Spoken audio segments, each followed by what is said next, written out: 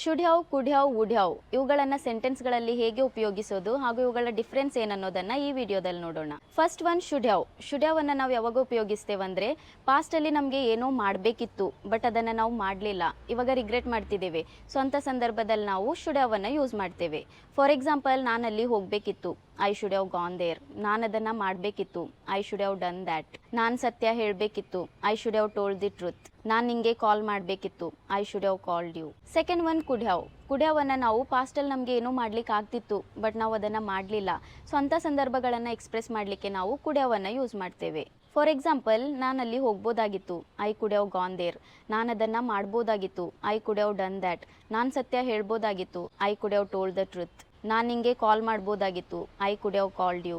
ನಾನು ಏನಾದರೂ ತಿನ್ಬೋದಾಗಿತ್ತು, I could have eaten something. Third one would have.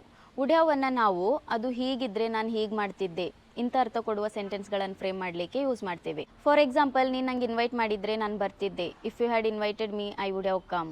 ನೀನು ನನಗೆ ನೆನಪು ಮಾಡಿದರೆ ನಾನು ನೆನ್ಪಿಟ್ಕೊಳ್ತಿದ್ದೆ, if you had reminded me I would have remembered. ಅವಳು ಇಲ್ಲಿ ಬಂದಿದ್ರೆ ನಾನು ಅವಳ ಜೊತೆ ಹೋಗ್ತಿದ್ದೆ, if she had come here I would have gone with her. ನಾನಲ್ಲಿ ಹೋಗಬೇಕಿತ್ತು, ನಾನಲ್ಲಿ ಹೋಗ್ಬೋದಿತ್ತು, ಅವಳು ಕರೆದಿದ್ರೆ ನಾನು ಅಲ್ಲಿ ಹೋಗ್ತಿದ್ದೆ.